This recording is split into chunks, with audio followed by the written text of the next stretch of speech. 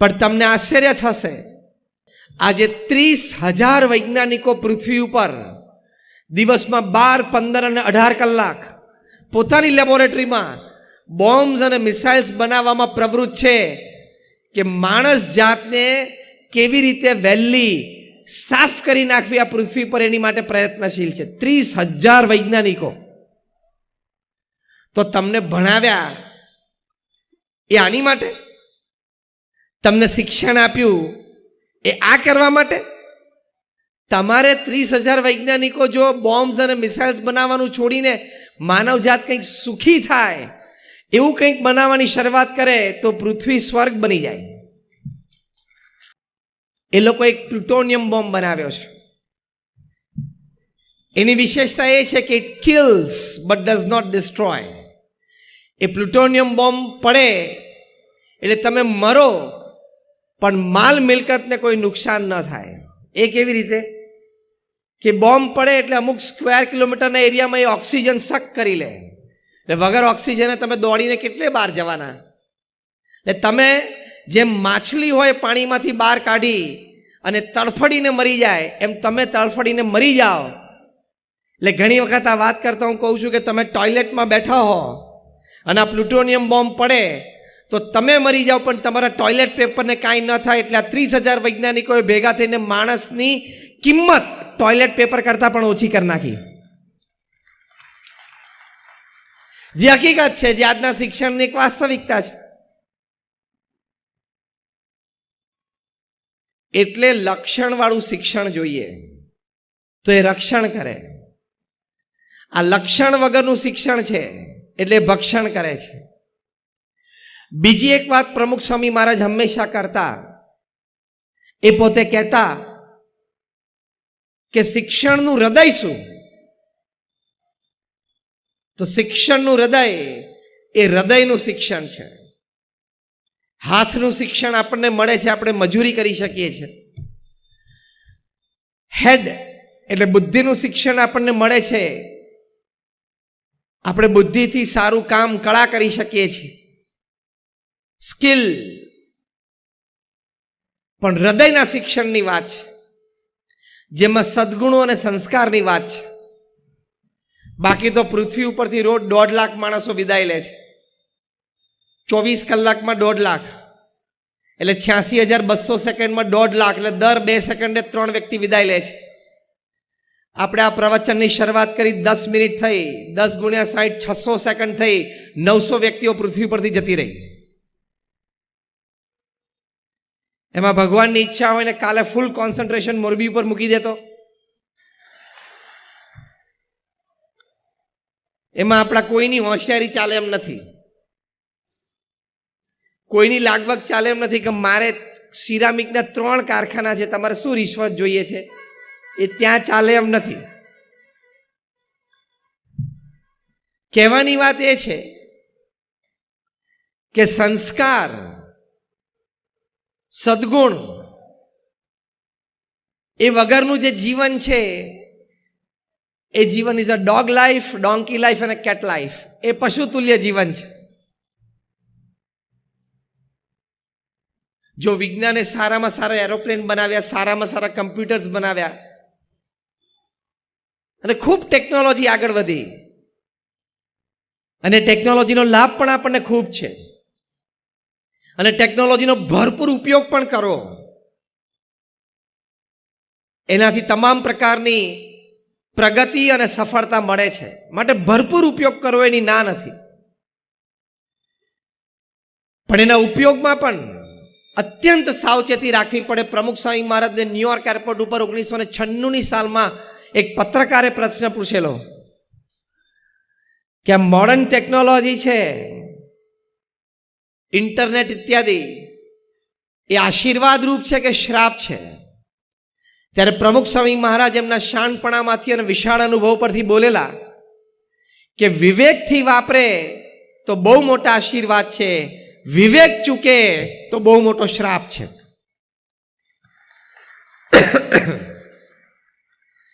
એટલે ટેકનોલોજી ખૂબ સારી વસ્તુ છે દરેક ક્ષેત્રમાં. તમે પણ જાણો છો, અમે પણ જાણીએ છીએ. મેં પણ મારું એન્જિનિયરિંગ આજથી 30 વર્ષ પહેલાં પૂરું કરેલું છે, ડિગ્રી એન્જિનિયરિંગ, એટલે આઈ નો વોટ ઇઝ ટેકનોલોજી. અને 30 વર્ષથી હું સંત છું એટલે આઈ નો વોટ ઇઝ સ્પિરિચ્યુઆલિટી. અધ્યાત્મ શું છે એ મને ખબર છે. એટલે વિજ્ઞાન અને અધ્યાત્મ બંને મને ખબર છે. એટલે ટેકનોલોજીનો ભરપૂર ઉપયોગ કરજો એની ના નથી, એમાં ખૂબ પ્રગતિ અને સફળતા રહેલી છે. પણ એમાં જો વિવેક ચૂકી ગયા તો એ વિનાશનું પણ કારણ છે. આજે કેટલા બધા સાયબર ક્રાઇમ પણ વધી ગયા, એ પણ સમાજની એક વાસ્તવિકતા છે. તો બીજી વાત આ સમજવાની. ત્રીજી વાત, મોટો વિખવાદનો પ્રશ્ન પરિવારમાં અને સમાજમાં છે એ માણસનો અહમ અને કુસંસ્કાર. દરેક માણસને નાનો મોટો અહમ હોય કે હું કંઈક કરું છું ને હું કંઈક કરી શકું છું. બહુ શાંતિથી બેસીને વિચારીએ તો આપણી બાજુમાં બેઠેલો દર ત્રીજો વ્યક્તિ આપણા કરતાં કંઈક નાની મોટી વિશેષતા ધરાવે છે, હા કે ના? અને જ્યારે રોજના 1.5 લાખ વ્યક્તિઓ પૃથ્વી ઉપરથી વિદાય લેતા હોય ત્યારે આપણા અહમની કિંમત શું? We are not even speck of the dust. ખાલી જે મિલ્કી વેમાં આપણી ગેલેક્સી રહેલી છે ને એનો મેપ જો દોરે ને તો આ પૃથ્વી માટે એક ટપકાની જગ્યા નથી. તો હવે એ પૃથ્વી માટે ટપકાની જગ્યા નકશામાં ના હોય તો ક્યાં એમાં ભારત રહ્યું, ક્યાં એમાં ગુજરાત, અને ક્યાં એમાં મોરબી, ને ક્યાં તારું એક સિરામિકનું કારખાનું રહ્યું? એમાં શું તું અહમ લઈને બેઠો છું?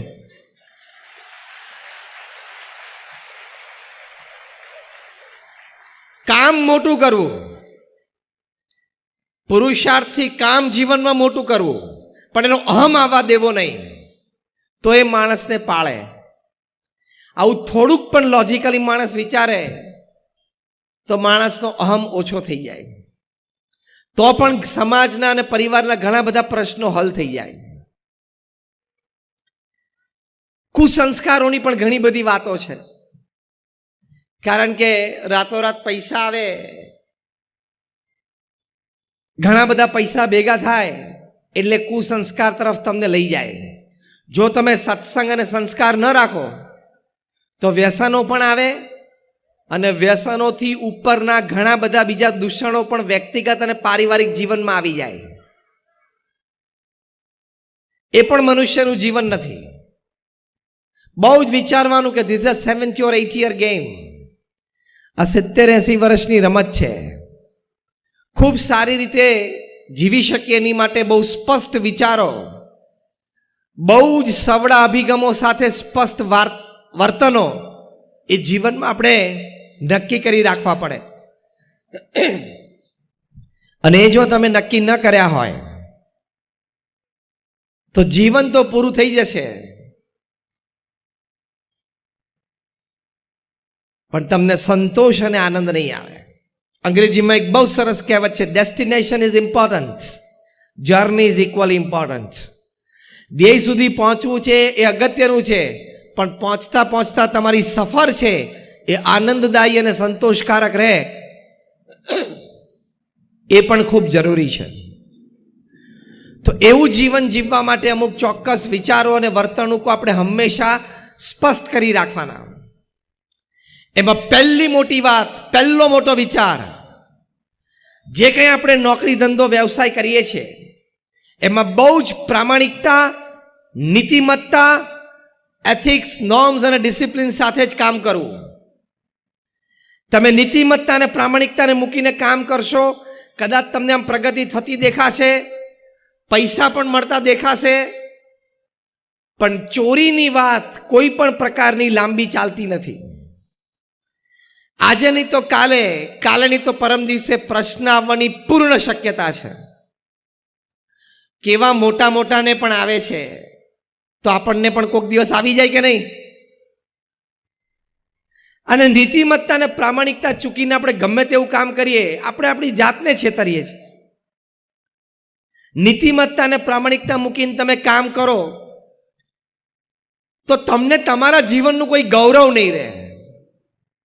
ઠીક છે, કદાચ પૈસા તો કરોડો રૂપિયા કમાઈ લઈએ, 2-4 લક્ઝરી ગાડી પણ રાખી લઈએ, સેન્ટ્રલ એર કન્ડિશન બંગલો પણ બનાવી લઈએ, પણ ખોટું અને અનીતિથી લીધેલું હશે એ તમને તમારી જાત ઉપર ગૌરવ તો નહીં પણ ઘૃણા એક દિવસ પેદા કરશે. કે લોકોને છેતરીને મેં લીધું, સરકારી નીતિ નિયમમાં હું ન રહ્યો, રાજ્યનો કે દેશનો ટેક્સ મેં ના ભર્યો, એ ખૂંચશે તમને. અને કેટલું તમે સાથે લઈ જવાના?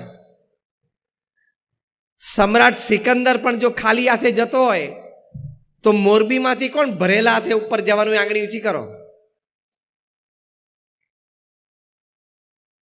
એનું ધન, એની જે ગણતરી છે ને, એ આખા મોરબીને, આખા શહેરને, તમારા બધાના મકાનોને, કારખાનાને ખરીદી શકે એટલા ધનની વાત એની પાસે હતી. પણ એ ખાલી હાથે જાય છે તો આપણે ક્યાં ભરેલા હાથે જવાના? તો શું કામ આપણે નીતિમત્તા અને પ્રામાણિકતા ચૂકવા? આપણને આપણા છાતી ઉપર હાથ મૂકીને કહી શકવા જોઈએ કે મેં ક્યાંય નીતિમત્તા અને પ્રામાણિકતામાં સોદો નથી કર્યો. અંગ્રેજીમાં એક બહુ સરસ કહેવત છે, no pillow is as soft as a clear કોન્સાયન્સ.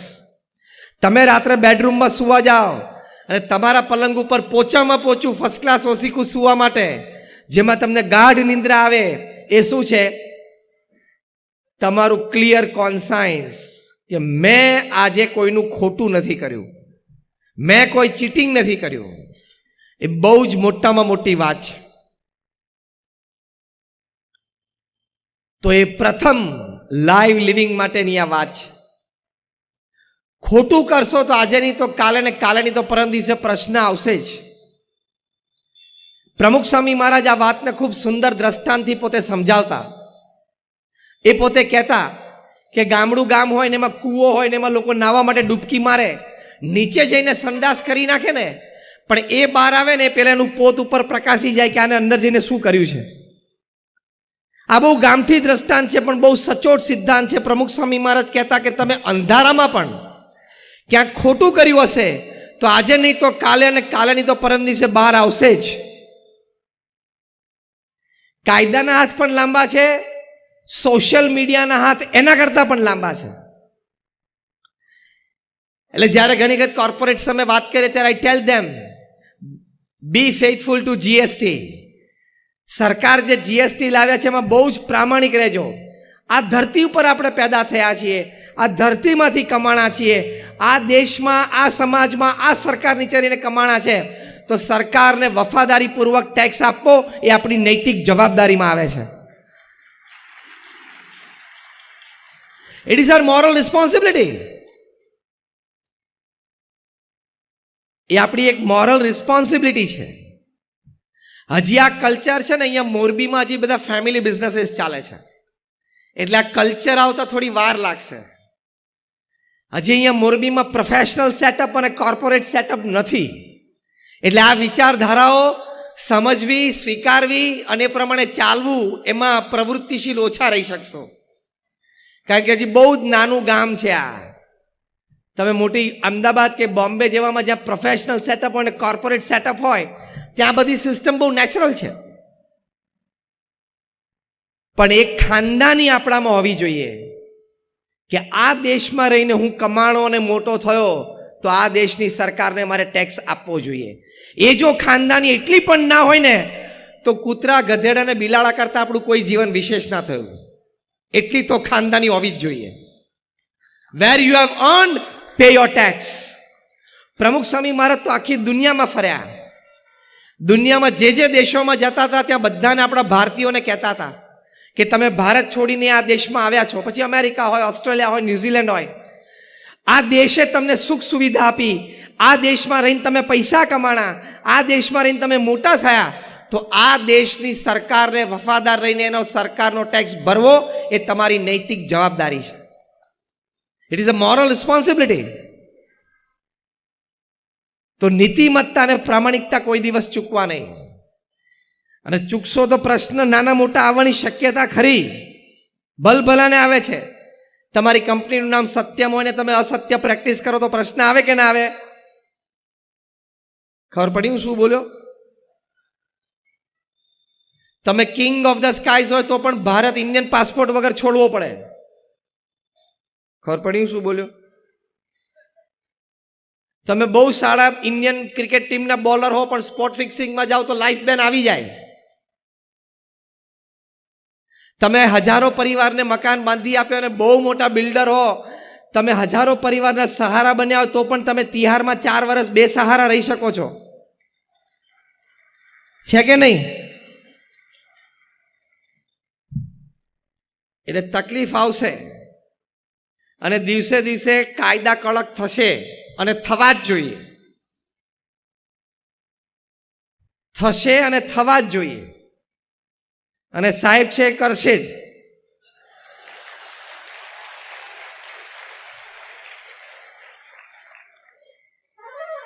અને ઝાપટ પડે એ પહેલા આપણે આપણી ખાનદાની ના રાખીએ, સરકારની ઝાપટ પડે પહેલા આપણે આપણી ખાનદાની રાખીએ કે આ દેશમાં રહીને હું કમાણો છું, આ દેશની વ્યવસ્થા, આ દેશના કાયદા રહીને હું મોટો થયો છું, તો એ દેશને મારે વફાદાર રહેવું જોઈએ. આ સિમ્પલ છે. એક કૂતરું હોય એને પણ અડધી રોટલી માલિક રોજ નાખે તો એ માલિક આવે ત્યારે પૂંછડી પટપટાવે છે, તો સરકાર સામે એટલી તો પૂંછડી પટપટાવી જોઈએ કે લો તમારો આ ટેક્સ. કૂતરા જેટલી ખાનદાની તો આપણામાં હોવી તો જોઈએ કે નહીં? That is your GST. હું ઘણી વખત જીએસટી ના 2 અર્થ કરું છું. જીએસટી એટલે ગુડ્સ એન્ડ સર્વિસીસ ટેક્સ. એ તમે વ્યવસ્થિત અને વફાદારીપૂર્વક ભરશો એટલે બીજો જીએસટી લાગુ પડશે ઉપરથી. God saves tension. GST, God saves tension. તમારું ટેન્શન ભગવાન બચાવી લેશે. તો નીતિમત્તા અને પ્રામાણિકતા રાખવી. ભગવાન સ્વામિનારાયણ શિક્ષાપત્રીમાં આ વાત શીખવાડી છે. એમણે કહ્યું છે કે તમે તમારા કર્મચારીઓને જે પગાર આપવાનું નક્કી કર્યું આપવો ઇત્યાદિ ઘણી બધી પ્રામાણિકતા અને નીતિમત્તાની વાતો કરી છે. અને તમે જો પ્રામાણિક અને નીતિમત્તામાં રહેશો તો લોકો તમારી પાસે આવશે, કામ તમારી પાસે આવશે, પ્રોજેક્ટ તમારી પાસે ખેંચાશે, તમારી પર્સનાલિટી એવી બનશે.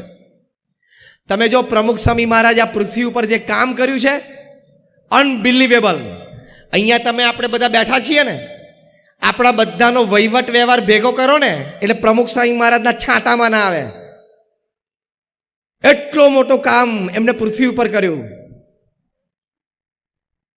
તમારામાં અહીંયા બેઠા છે એમાંથી 20 યુનિટ ને 20 કારખાનાઓ આંગળી ઊંચી કરો. મેં આંકડો જેવો મૂક્યો એટલે કોઈ આંગળી ઊંચી ના કરે. પ્રમુખ સ્વામી મહારાજે એકલા હાથે one man show. How many of you been to Akshardham? Akshardham ગાંધીનગરનું જોયું? આંગળી ઊંચી કરો. બધાએ જોયું છે. સેકન્ડ ક્વેશ્ચન, દિલ્હીનું અક્ષરધામ જોયું? હાથ ઊંચો કરો. ઓહો, એ પણ લગભગ બધાએ જોયું છે. એવા નાના મોટા 1200 કેમ્પસ, 1200 પ્રમુખ સ્વામી મહારાજે એકલા હાથે ઊભા કર્યા. 1200 કેમ્પસ. એની સાથે સાથે 110 હોસ્પિટલ, હોસ્ટેલ, સ્કૂલ અને કોલેજો ઊભી કરી અને એનું સફળ સંચાલન કર્યું. તમે અહીંયા કોઈ વડીલશ્રીઓ ઘણા બેઠા છે, અમારે થોડો પરિચય થયો. ઘણા બધા કોઈ એક સ્કૂલ કે એક જગ્યાએ કોલેજમાં ના ટ્રસ્ટી છે, તો પણ નાના મોટા પ્રશ્નો કેટલા આવતા હશે તમે સમજતા હશો, જોતા હશો. 110 હોસ્પિટલ, હોસ્ટેલ, સ્કૂલ અને કોલેજો એકલા હાથે ઊભી કરી અને એનું ચેરિટી બેઝ ઉપર એટલે સમાજ સેવાના બેઝ ઉપર સફળ સંચાલન કર્યું. આ 2 આંકડા છે ને, તમે વિચારશો એટલે મારું પેલું સ્ટેટમેન્ટ તમને યાદ આવશે. 45 વર્ષ ગુરુપદ ઉપર રહ્યા, 1300 આવા કેમ્પસ ઊભા કર્યા. હવે નાવ બ્રેક ઇટ ડાઉન.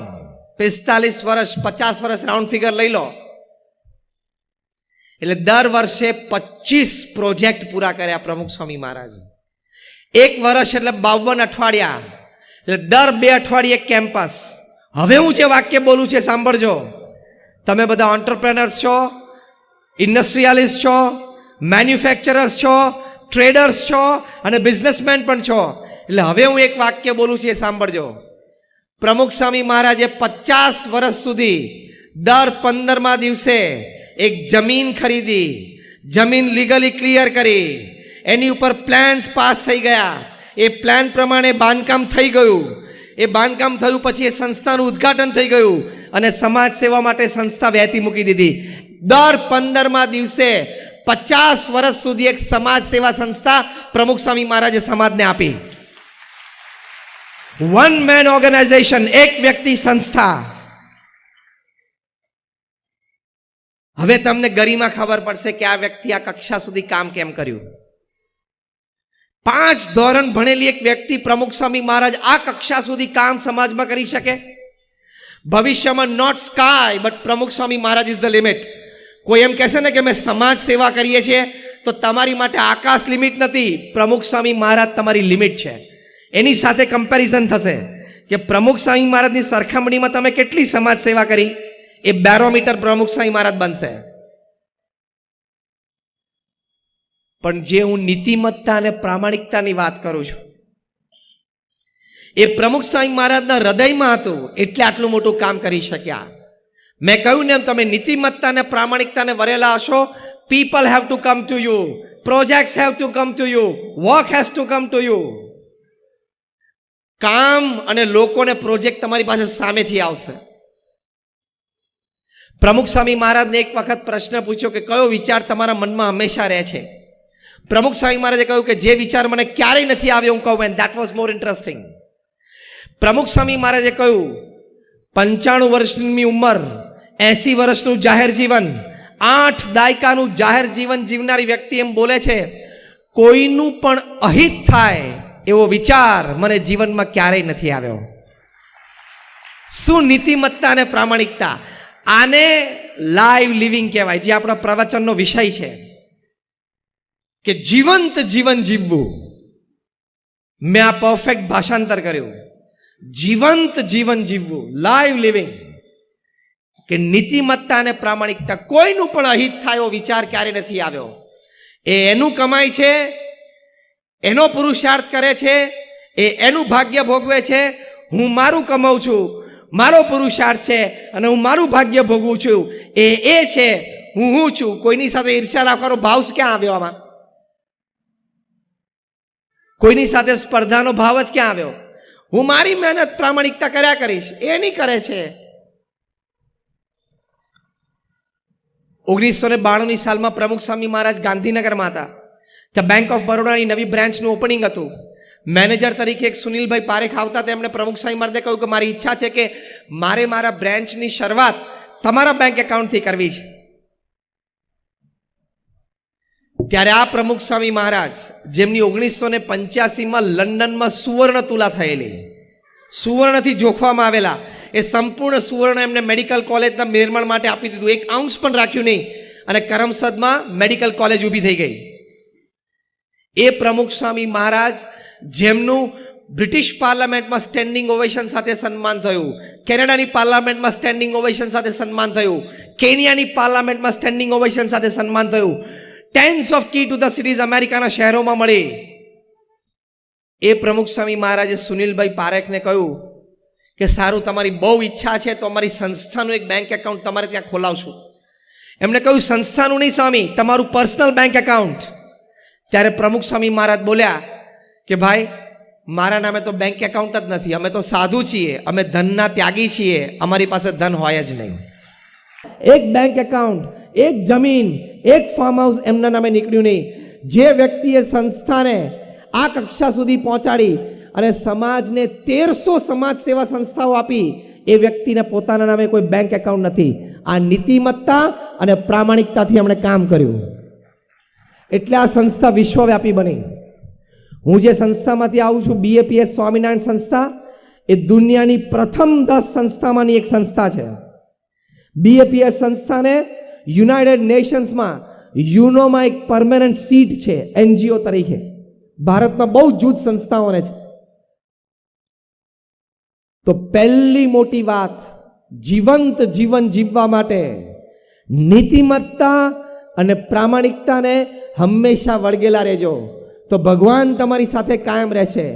નાની મોટી તકલીફ આવશે તો ભગવાનની કૃપાથી એ તકલીફો દૂર થશે, કારણ કે ભગવાન એમ જાણશે કે આ વ્યક્તિ નીતિમત્તા અને પ્રામાણિકતાથી કામ કરે છે. તો આ પહેલી મોટી વાત છે. એ નીતિમત્તા અને પ્રામાણિકતા સાથે આપણે પૂર્ણ પુરુષાર્થ હંમેશા રાખવો. બીજી વાત, આ જીવંત જીવન માટે પુરુષાર્થથી કોઈ દિવસ પાછા ન પડવું. પુરુષાર્થ કરવામાં કોઈ દિવસ હારવું નહીં. કઠિન પરિશ્રમ એનો કોઈ વિકલ્પ નથી. There is no alternate to hard work.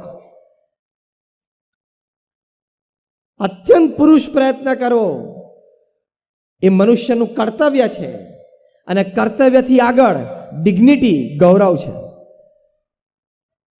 આપ બધા જ અહીંયા બેઠા છો અને મોરબી શહેરમાં બધા ખૂબ પ્રયત્નશીલ છો અને પરિશ્રમી છો. નહીં તો આટલો બધો વિકાસ આ શહેરનો આ ઇન્ડસ્ટ્રીની દ્રષ્ટિએ સિરામિક્સ અને સ્પેશિયલી ક્લોક આમાં તો વિશ્વ સ્તરે નામ છે. એ આપ બધાને ધન્યવાદને પણ પાત્ર છો, કારણ કે આપ બધા ખૂબ પરિશ્રમી છો, પુરુષાર્થી છો અને જીવનમાં એ સદગુણ હોવો ખૂબ આવશ્યક છે. ત્યાં નોર્થ આફ્રિકાના જંગલમાં એક કહેવત છે કે રોજ સવારે હરણ ઉઠે ને એટલે ઝડપીમાં ઝડપી સિંહ કરતા એને થોડુંક તો ઝડપી દોડવું પડે, ભલે ગમે તેટલું ધીમું દોડતું હોય તોય, તો જે સાંજ જોવે નહીં તો એનો શિકાર થઈ જાય. અને જે ધીમામાં ધીમો સિંહ હોય ને એને ધીમામાં ધીમા હરણ કરતા થોડુંક તો ઝડપી દોડવું પડે જો એને સાંજ જોવી હોય તો, નહીં તો એ ભૂખ્યો મરી જાય. આ વાર્તાની નીચે બહુ જ સરસ કન્ક્લુઝન સ્ટેટમેન્ટ છે. So whether you are the lion or the deer, when the morning rises you have to run. તમે સિંહ હો કે હરણ હો, સવાર પડે સૂર્યોદય થાય એટલે દોડવું તો પડે જ. એટલે મનુષ્યનું કર્તવ્ય છે. અમે પણ દોડીએ છીએ ને. તમે એમ નહીં સમજતા કે અમે સાધુ થાય એટલે અમે દોડતા નથી. હા, અમે બેઠા બેઠા લાડવા ખાઈએ છીએ એવું નહીં સમજવાનું. ગઈકાલે સવારે હું બોમ્બેમાં એક ફંક્શનમાં બોલ્યો, ગઈકાલે બપોરે મુંબઈથી અમદાવાદ આવ્યો, ત્યાં પંડિત દીનદયાલ ઉપાધ્યાયમાં ઓડિટોરિયમમાં મોટી કોન્ફરન્સમાં રાત્રે બોલ્યો. ગઈકાલે રાત્રે 10 વાગે નીકળીને 1:15 વાગે રાજકોટ આવ્યો. આજે સવારે હેમુગઢવી હોલમાં આવા જ એક ફંક્શનમાં બોલ્યો. અત્યારે અહીંયા મોરબી, કાલે સવારે પાછું મુંબઈ જઈને બપોરે 2:30 વાગે હોટલ હિલ્ટનમાં એક પ્રોફેશનલ કોન્ફરન્સમાં બોલીશ. મહેનત તો બધાએ કરવી પડે. 8 કલાકનો પરિશ્રમ એ મનુષ્યનું કર્તવ્ય છે. અને આપણા મહાપુરુષોએ પરિશ્રમનો આપણને બોધપાઠ આપ્યો છે અને એમના જીવન ચરિત્ર દ્વારા શીખ આપી છે. અબ્રાહમ લિંકન એક સરસ વાત કરતા, એ પોતે કહેતા, એમને જ્યારે કહ્યું કે તમે થોડો આરામ તો કરો, ત્યારે એમણે કહ્યું કે હું મરીશ પછી આરામ જ છે ને. એક વાર આંખ બંધ થઈ પછી બધો આરામ જ છે. અંગ્રેજીમાં એક બહુ સરસ કહેવત છે, until I can run I will run. જ્યાં સુધી હું દોડી શકું છું ને ત્યાં સુધી હું દોડીશ. when I can't run I will walk. જ્યારે હું દોડી નહીં શકું ને ત્યારે હું ચાલીશ. અને when I can't walk I will crawl but I will not stop. અને જ્યારે હું ચાલી નહીં શકું ને ત્યારે હું ઢસડાતો આગળ જઈશ પણ હું ઊભો નહીં રહું. ચાલવું એ મારી પ્રકૃતિ છે. એટલે પુરુષાર્થી થવું, પરિશ્રમી થવું. પ્રમુખ સ્વામી મહારાજ આટલી મોટી આ સંસ્થા ઊભી કરી, એમનો જે પરિશ્રમ અનબિલીવેબલ. આમ જોવા જાવ તો એમની કારકિર્દીની શરૂઆત 51 વર્ષે થઈ. 1971માં ગુરુપદે આવ્યા પછી એમની કારકિર્દીની શરૂઆત કરી. પછી એમના જે સ્ટેટિસ્ટિક્સ છે તમે સાંભળશો ને તમારું મગજ ફરી જશે. 51 વર્ષની ઉંમરે જેમણે કારકિર્દી શરૂ કરી, દુનિયાના 18,000 ગામડાઓમાં પ્રમુખ સ્વામી મહારાજ જાતે ગયા.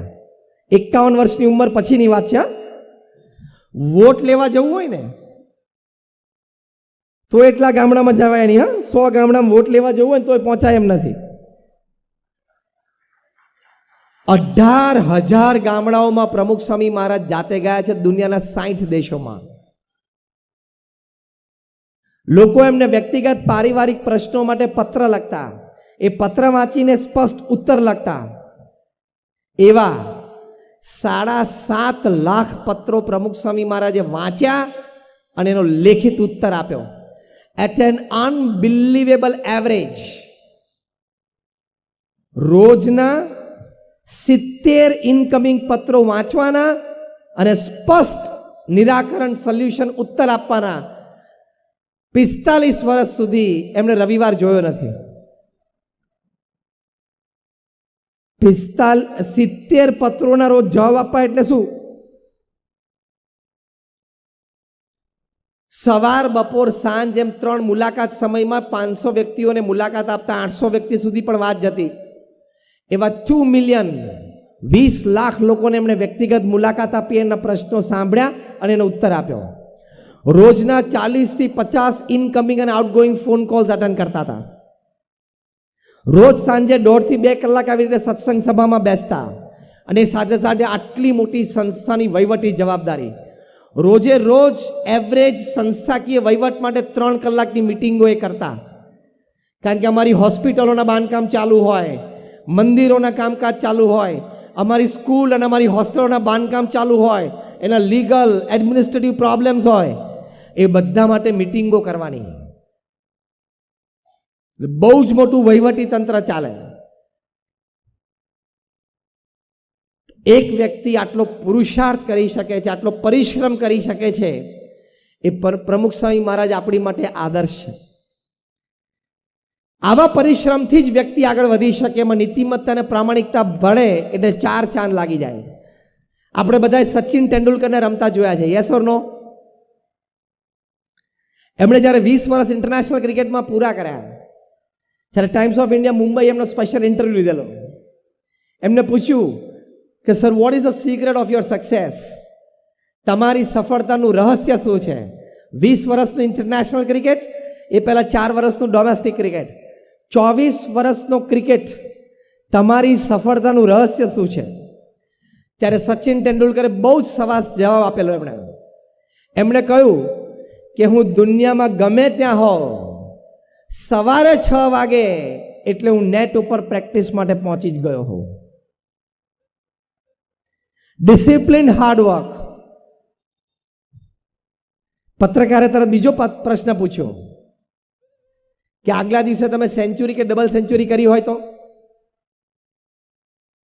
સચિન તેંડુલકર બોલ્યા કે આગલા દિવસે મેં સેન્ચુરી કરી હોય તો પણ બીજા દિવસે સવારે 6 વાગે નેટ ઉપર પહોંચી જ જવાનું, 500 ડિલિવરી ફેસ કરવાની જ, એટલે કે 500 બોલ ફેસ કરવાના જ, અને પછી જ બીજી કોઈ ક્રિયામાં પ્રવર્તવાનું.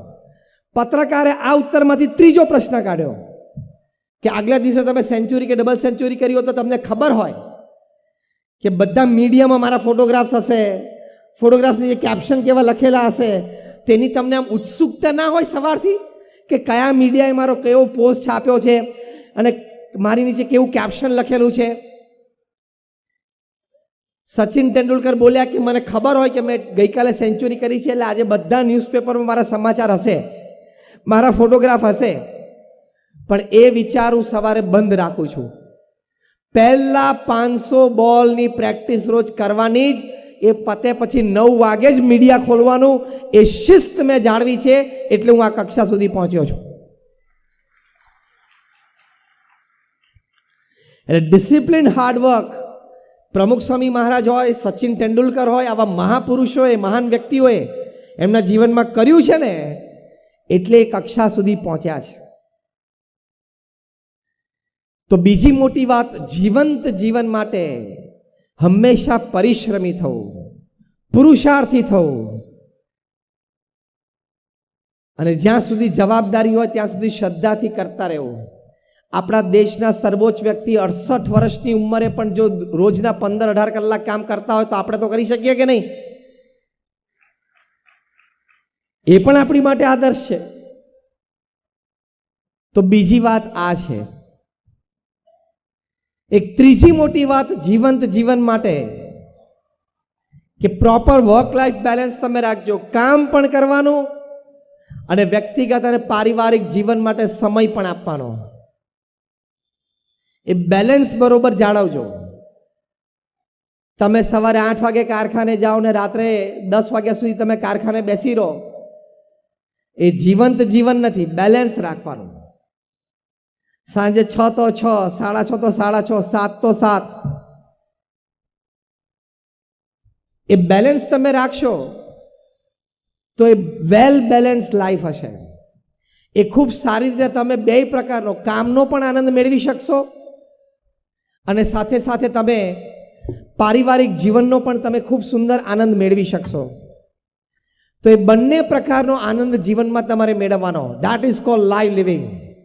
એ જીવંત જીવન તમે જીવ્યા કહેવાય. કેટલા કઈ કક્ષાના કોર્પોરેટ્સ આ બેલેન્સ જીવનમાં રાખે છે? દુનિયાના સૌથી ધનાઢ્ય વ્યક્તિ છે વોરેન બફેટ. $100 અબજનું ઇન્વેસ્ટમેન્ટ છે. $1 અબજ એટલે અત્યારે 70 રૂપિયા, તમે રાઉન્ડ ફિગર લઈ લો ગણતરી માટે, એટલે 7,000 કરોડ રૂપિયા થયા. 100 અબજ એટલે 7 લાખ કરોડ રૂપિયા. એટલા રૂપિયા લઈને મોરબીમાં આવે તો શું થાય? મોરબીનું આખું મોરબી ધ્રુજી જાય ને. 7 લાખ કરોડ રૂપિયા. હમણાં મીંડા ગણતાની ભૂલ પડશે, શાંતિથી ઘરે જઈને, અને કેલ્ક્યુલેટરમાં સમાશે નહીં પાછા. 63 કંપનીઝ. બર્કશાયર હેથવે એમની ફ્લેગશિપ કંપની છે. 63 કંપનીઓ ફ્લેગશિપ કંપની નીચે છે. એમાંથી લગભગ 10 થી 12 કંપની ફોર્ચ્યુન 500માં છે. કેટલો મોટો વહીવટ હશે, કેટલું મોટું તંત્ર ચાલતું હશે. સાંજે 6 વાગે એટલે ટેબલ ઉપર પેન મૂકીને ઊભા થઈ જવાનું. એમના જીવનનો સિદ્ધાંત છે કે સવારે 9 થી સાંજે 6 હું બિઝનેસમેન છું, સાંજે 6 થી 9 હું ફેમિલી મેન છું, અને રાત્રે 9 થી 10:30 હું એક આધ્યાત્મિક અસ્તિત્વ છું. I am a spiritual entity. Clear demarcation છે. કુમાર મંગલમ બિરલા, આદિત્ય બિરલા ગ્રુપના ચેરમેન, 5 લાખ કરોડનું આ કોંગ્લોમેરેટ છે. સોલ્ટ ટુ સોફ્ટવેર બધું બનાવે છે. મીઠાથી માંડીને સોફ્ટવેર, કમ્પ્યુટર્સના બધું બનાવે છે. 122 ઠેકાણાએ ઓલ ઓવર વર્લ્ડ એમની ફેક્ટરીઓ છે.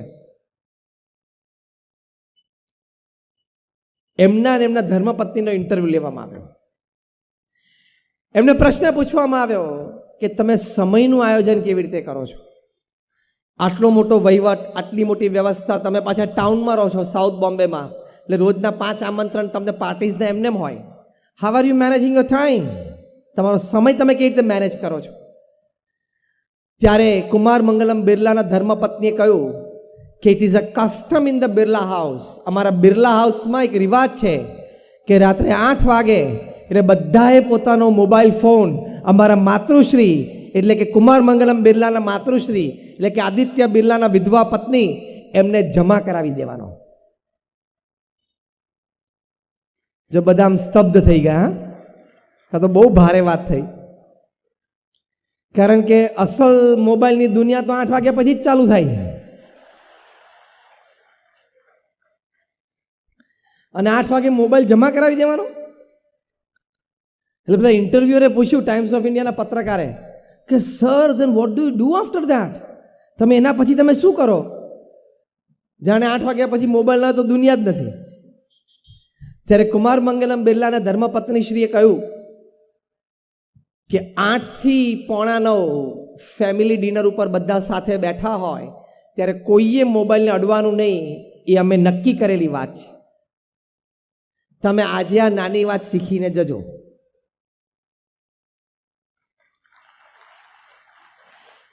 કે રાત્રિ ભોજનમાં તમે પરિવાર સાથે બેઠા હો ત્યારે બધાએ પોતાનો મોબાઈલ ફોન 8-10 ફૂટ દૂર બીજા રૂમમાં મૂકી રાખો. કારણ ઘણી વખત તમે પરિવાર સાથે જમવા તો બેઠા હો, જ્યારે કોક દિવસ તમે વહેલા પહોંચી જાઓ છો ઘરે ત્યારે, બાકી તો પેલી થાળી ઢાંકેલી હોય ને છે 9:30 બધા હશે એટલે વાત તો બધી મારી સાચી હશે, છે ને? આંગળી ઊંચી કરે બધા. તમારા બધાના ઘરમાં અમે કેમેરા મૂકેલા જ છે, બધી વાત ખબર છે. તો તમે પરિવારમાં સાથે બેઠો ત્યારે તમારા જમણા હાથમાં કોળીઓ અથવા ચમચી હોય, ડાબા હાથમાં શું હોય છે? બોલો. મોબાઈલ. તો મારે તમને એક સિમ્પલ પ્રશ્ન પૂછવાનો. એ પ્રશ્ન એવો છે કે તમે જમતા જમતા પણ મોબાઈલ ઉપર કોઈની સાથે વાત કરો છો, તો જેની સાથે વાત કરો છો એ વ્યક્તિ 50-100 માઇલ દૂર છે, એ તમારી માટે એ સમયે વધારે અગત્યની છે કે 2 ફૂટ દૂર બેઠેલું તમારું લોહીનું સગું વધારે અગત્યનું છે? ડિસાઈડ. એ નક્કી કરો. પેલો તો આખો દિવસ છે જ, આ લોકો અત્યારે જ છે ખાલી, અને ટેકન ફોર ગ્રાન્ટેડ નહીં રાખવાનું કે હોય છે ને બધા રાતે 10 વાગે ઘરે જઈએ તો બાયણું ખોલે છે ને હોય જ છે બધા અંદર. એવું નહીં વિચારી રાખવાનું ટેકન ફોર ગ્રાન્ટેડ. અને પાછો આપણો મોબાઈલ ફોન રાત્રે 11 વાગ્યા સુધી ચાલુ હોય, 12 વાગ્યા સુધી ચાલુ હોય, હા કે ના? સૂતા સૂતા છેલ્લે બેડરૂમમાં પલંગ ઉપર બેઠા બેઠા પણ એકવાર ડેટા ચાલુ કરીને વોટ્સએપ ચાલુ કરે. કંઈ છે? કંઈ છે? કંઈ નથી. તું સૂઈ જા. તું સેલિબ્રિટી નથી. તારા ઇન્સ્ટાગ્રામ ઉપર 3.5 મિલિયન ફોલોવર નથી. તું સૂઈ જા. એટલે શું? ઘરમાં બધાને રાહત, તને રાહત. રાત્રે 11 અને 12 વાગ્યા સુધી તમે મોબાઈલ ચાલુ રાખો, વોરેન બફેટને કામ નહીં હોય? મને પ્રશ્નનો જવાબ આપો. વોરેન બફેટ અને કુમાર મંગલમ બિરલાને તમારા કરતાં કામ ઓછું કે વધારે? દોસ્તી બોલો તો. વધારે. તો એ રાત્રે 6 વાગે અને 8 વાગે મોબાઈલ બંધ કરી દેતા હોય તો તારે અહીંયા મોરબીમાં 11 વાગ્યા સુધી ચાલુ રાખવાનું કામ જ શું છે? આ હું બોમ્બેની અને ન્યુયોર્કની વાત કરું છું. મુંબઈ અને ન્યુયોર્કની ને લંડનની વાત કરું છું. ત્યાં આ જીવનશૈલીથી લોકો જીવતા હોય કારણ કે એને પારિવારિક સંબંધો, પારિવારિક આનંદ, એની ગરિમા એને ખબર છે. This gadget is made to serve you. The reverse has happened. We have become the slaves of this gadget. Mobile બન્યો છે આપણી સેવા કરવા માટે, પણ રિવર્સ બન્યું, આપણે એના નોકર બની ગયા. કોઈ જોડે વાત કરતો હોય ને પ્રત્યક્ષ, વચ્ચે મોબાઈલ આવે ને તો પાછું મોબાઈલ ઉઠાવે. બહુ ખોટા સંસ્કાર છે, બહુ ખરાબ હેબિટ કહેવાય. એને અંગ્રેજીમાં એક શબ્દ છે ફબર, ફબિંગ કહેવાય. કે તમારી સામે જે પ્રત્યક્ષ માણસ બેઠો જેની તમે કિંમત નથી કરતા, એની સાથે ચાલુ વાર્તાલાપે કોઈક હજારો માઇલ દૂરથી રિંગ વગાડે છે અને તમે ફોન ઉપાડો છો, એટલે યુ આર અ ફબર. તમે ફબિંગ કરો છો. આ નવો ટર્મિનોલોજી છે. તો આની વિવેક અને મર્યાદા જોઈએ.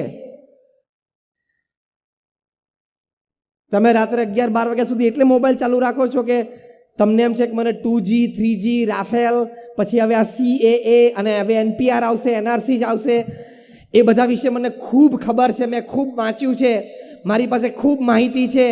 એટલે કદાચ નરેન્દ્રભાઈને દિલ્હીમાં ખબર પડે કે મોરબીમાં ભાઈ છે, એમને આ માહિતી બહુ છે, સલાહ સૂચન કરી શકે એમ છે, તો જોઈન્ટ પાર્લામેન્ટરી કમિટી ગોઠવે અને એમાં મેમ્બરશિપ માટે તમને રાત્રે 11:30 વાગે પ્રધાનમંત્રી કાર્યાલયમાંથી ફોન આવે અને કદાચ તમે ન ઉપાડી શકો તો દેશની બહુ અસેવા થઈ જાય એવું તમને લાગે છે?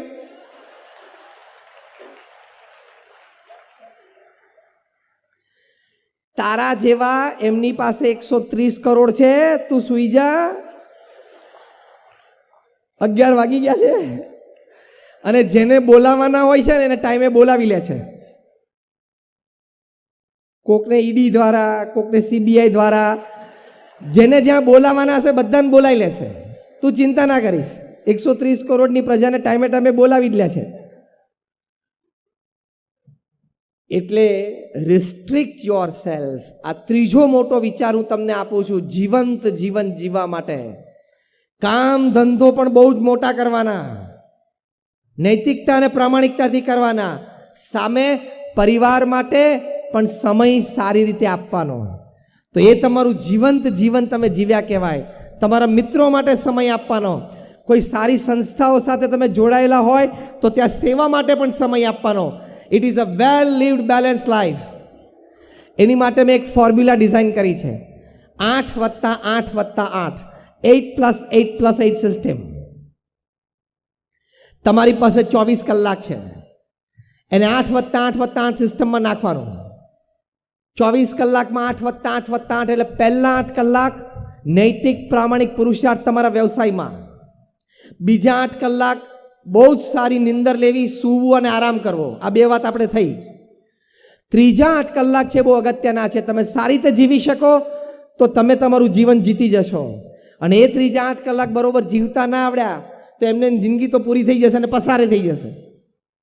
ત્રીજા 8 કલાકમાં અમે શીખવાડીએ છીએ 3 F, 3 H અને 3 S.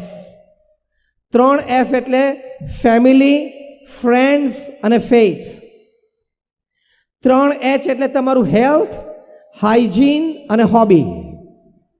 અને 3 S એટલે સોલ, સર્વિસ એન્ડ સ્માઇલ. આ 9 ડિપાર્ટમેન્ટમાં તમારા ત્રીજા 8 કલાક વીતવા જોઈએ, તો તમે બેલેન્સ લાઈફ જીવી શકશો. મારી સાથે બધા રિપીટ કરજો: ફેમિલી, ફ્રેન્ડ્સ, ફેથ. ફરી વખત: family, friends, faith. Health, hygiene, hobby. ફરી વખત: હેલ્થ, હાઇજીન, હોબી. સોલ, સર્વિસ, સ્માઇલ. સોલ, સર્વિસ, સ્માઇલ. આ 9 ડિપાર્ટમેન્ટમાં તમારા ત્રીજા 8 કલાક જવા જોઈએ. તમે પ્રમુખ સ્વામી મહારાજને સવારે 45 મિનિટ પ્રાતઃ પૂજા કરતા જુઓ, તમને એમ લાગે કે આમને પૃથ્વી ઉપર પૂજા કર્યા સિવાય કોઈ કાર્યક્રમ જ નથી લાગતો. તમે એમને વહીવટી મિટિંગમાં બેઠેલા જુઓ તો એમ લાગે કે વોટ એન એડમિનિસ્ટ્રેટર, શું વહીવટદાર છે. સવાર અને સાંજ વોકિંગ કરવા માટે, પ્રાતઃ ભ્રમણ, સાયં ભ્રમણ માટે બહાર આવતા, ત્યારે પોતાની હેલ્થની પણ એટલી કાળજી રાખતા. આટલી મોટી જવાબદારી, આટલી મોટી સંસ્થા, દેશ પરદેશમાં 45 વર્ષ સુધી એક પણ દિવસની ચૂક વગર સવારે 6:40 વાગે પ્રમુખ સ્વામી મહારાજ વોકિંગ કરવા માટે આવતા. કેટલી નિયમિતતા! 6:39 પણ નહીં અને 6:41 પણ નહીં. 45 વર્ષ સુધી આ ટાઈમ એમણે મેન્ટેન કર્યો. 45 વર્ષ સુધી સવારે 7:30 વાગે સત્સંગ સભામાં પ્રાતઃ પૂજામાં આવી જતા એટલે આવી જતા. તમે આમ 7:25 થઈએ તો તમને હજી કોન્ફિડન્સ હોય કે હજી પ્રમુખ સ્વામી મહારાજ મંચ ઉપર નહીં જ આવ્યા હોય, અને 7:35 થઈ જાય તમને લાગે કે ના આવી ગયા હશે, અને આવી જ ગયા હોય. શેડ્યુલિંગ અને ટાઈમ મેનેજમેન્ટ કર્યો.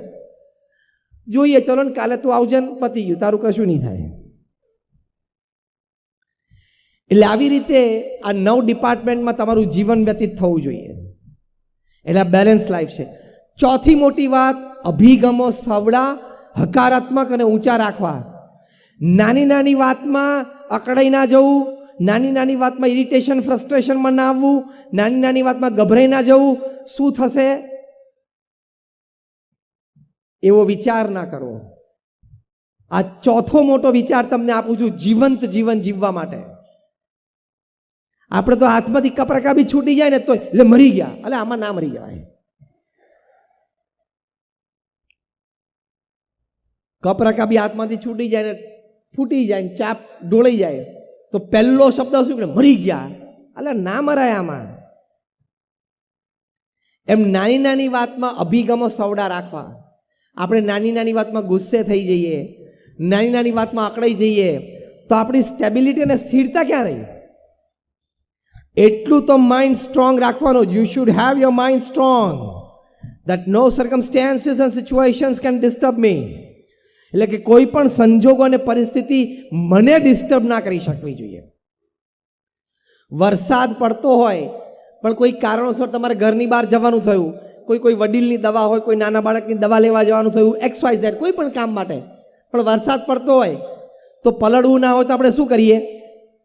રેઇનકોટ પહેરી લઈએ, છત્રી રાખી દઈએ, અને પૈસા છે ભેગા લઈ ગયા હોય પ્લાસ્ટિકની કોથળીમાં રબર બેન્ડ ચડાવી દઈએ તો કાંઈ તકલીફ છે? વરસાદ બંધ નહીં રહે, આપણે રેઇનકોટ અને છત્રી લઈ લેવાના. એમ પરિસ્થિતિ અને સંજોગો તો પ્રતિકૂળ રહેવાના. તમારી ડિફેન્સ સિસ્ટમ તમારે પાવરફુલ રાખવાની, તો સ્થિરતાથી, સ્ટેબિલિટીથી, એટીટ્યુડ સાથે જીવાય. પ્રમુખ સ્વામી મહારાજ એક વખત ન્યુયોર્કમાં હતા. રૂમ બહુ નાની હતી. કોઈ કહ્યું સ્વામી રૂમ બહુ નાની છે. પ્રમુખ સ્વામી મહારાજે કહ્યું કે નાની રૂમ બહુ સારી, પાવર ઓછો બળે. 2 ના બદલે 1 ટ્યુબલાઇટ જોઈએ. એક જ અઠવાડિયા પછી પ્રમુખ સ્વામી મહારાજ ટોરન્ટોમાં હતા, કેનેડામાં. કોઈ કહ્યું સ્વામી આ મોટી રૂમ બહુ સારી, કારણ કે રૂમ મોટી હતી, સ્પેશિયસ હતી. કે કહ્યું સ્વામી આ મોટી રૂમ બહુ સારી. પ્રમુખ સ્વામી મહારાજ તરત બોલ્યા હા મોટી રૂમ સારી, વધારે લોકો આવી શકે અને બેસી શકે. ખબર પડી? નાની રૂમ પણ સારી, મોટી રૂમ પણ સારી. શું વિચારો છો ને એની ઉપર નક્કી થાય છે આ વાત. નહીં તો બેયમાં તકલીફ હોય, આપણે તો બેયમાં ફરિયાદ હોય. એટલે નાની નાની વાત માટે ચૂ ચૂ ચૂ ચૂ ચૂ ચૂ નહીં કરવાનું. આપણો સ્વભાવ કેવો છે? નાની નાની વાતમાં શંકા જાય. You will not live a live living. જીવંત જીવન તમે નહીં જીવી શકો જો નાની નાની વાતમાં તમે ચૂ ચૂ ચૂ ચૂ કરશો. તો આપણે પાર્ટીમાં કે ગેધરિંગમાં કે લગ્ન પ્રસંગે ગયા હોય ને, કોઈક આપણી સામે આમ 2-3 વખત જોવે ને તો વિચાર શરૂ થાય, કેમ જોતો હશે, કેમ જોતો હશે. હવે એનો ઉત્તર આપું તમને, કેમ જોતો હતો આપું ઉત્તર. એને આંખ છે ને જોવે.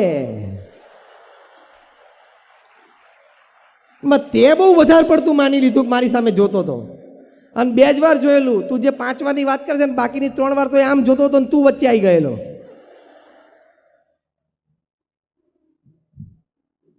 અને લગ્ન પ્રસંગમાંથી પાછા આવે એટલે પાછા, રિસેપ્શનમાંથી પાછા આવીએ એટલે ઘરે જતા જતા ચર્ચા કરે, અને ઘરે બેસીને કરે. પેલા એ પહેર્યું હતું ને, પેલા આમ પહેર્યું હતું ને, પેલા આમ બોલ્યા હતા ને, પેલા આમ ઊભા હતા ને, પેલા મારી સામે જોયું ને, પેલા ના જોયું ને, પેલા આમ, અને જમવામાં પેલું ટેસ્ટફુલ હતું ને પેલું નહોતું ને. તે આ બધું કરવા તું કચરો વીણવા ગયેલો ત્યાં? તને પ્રેમથી કોઈ આમંત્રણ આપ્યું, એને એની શક્તિ પ્રમાણે વ્યવસ્થા કરી, અને સંજોગ આવો મોટો પ્રસંગ હોય તો થોડી નાની મોટી ગેરવ્યવસ્થા ઊભી થાય. ત્યારે પ્રેમથી એને મળવાનું હતું, એને મીઠું મોઢું કરાવવું હતું, તને તો પ્રેમથી કરાવ્યું. અને ત્યાં જે બ્રાઇડ ગ્રૂમ હતા, પતિ જે લગ્ન ગ્રંથિથી જોડાયેલા હતા, એને શુભેચ્છા અને આશીર્વાદ આપી દેવાના હતા. ત્યારે ક્યાં બીજી ટીકામાં પડવાનું હતું? આ તો રવિવારે સવારે એક તો 10 વાગે ઉઠે અને પછી ગેલેરીમાં ઊભો રહે, બીજે માળે, નીચેથી જાન જતી હોય એટલે પાછો ઉઠીને બહાર આવ્યો, બાકી તો હજી કલાક હુઈ રહે. અને પછી ત્યાં ઊભો બ્રશ કરે અને થૂકે.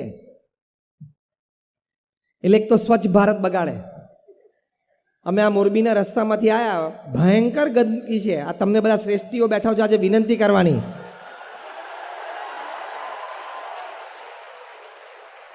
શું કચરો પડ્યો છે મોરબીમાં રોડ ઉપર. તે બધા શ્રેષ્ઠીઓ અને વડીલો અહીંયા બેઠા છો અને આગેવાનો છો, આપે બધાએ પોતપોતાના ક્ષેત્રમાં ખૂબ સુંદર કાર્ય કર્યું છે. તો અહીંયા આજે પણ લો કે મોરબીને સ્વચ્છ બનાવવું છે. આ સુરત શહેર તમે જો, તમે બધા સુરત ગયા છો છેલ્લા 2-3 મહિનામાં? હાથ ઊંચો કરો. બધા ગયા છો. છેલ્લા 2-4 મહિનામાં તમે સુરત કેટલી ક્લીન સિટી છે. એક સમયે સૌથી વધારે ગંદવાળો ત્યાં હતો. તો હવે સુરતની જેમ તમે પણ લો. સુરતમાં તમારા જ પટેલ ભાઈઓ છે, એ લોકો ત્યાં કરી શકે તો તમે ના કરી શકો? થાય કહેતા હોય આંગળી ઊંચી કરો તો થાય. વાહ, પેલા તો 2 હાથ ઊંચા કરે, બહુ તાકાતથી બોલ્યા. ફરી વખત હાથ ઊંચા કરો, મારે જોવાનું રહી ગયું. થાય, મોરબી સ્વચ્છ થાય તો કોણ એની માટે પણ લેશે કે 2021ની સાલ સુધીમાં ભારતનું સૌથી સ્વચ્છ શહેર એ મોરબી હશે?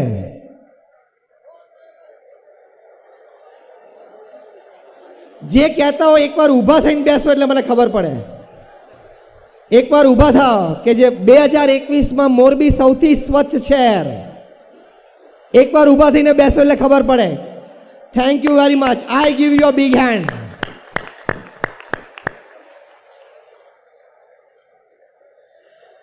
તમે કારખાના આટલા સુંદર ચલાવો છો, આટલો મોટો વહીવટ વ્યવહાર કરો છો, તે મોરબી જેવા નાનકડા ગામને સ્વચ્છ કરવું એ તો તમારા માટે ડાબા હાથનો ખેલ છે.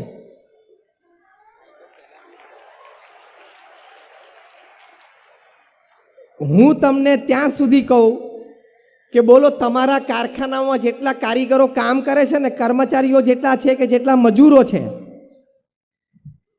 એ બધાને તમે ખાલી 1 અઠવાડિયા સુધી 1 કલાક દિવસમાં ઓછું કામ આપીને 1 કલાક માટે એ લોકોને સ્વચ્છતામાં વળગાડી દો તો 1 જ અઠવાડિયામાં મોરબી સ્વચ્છ થઈ જાય એમ છે.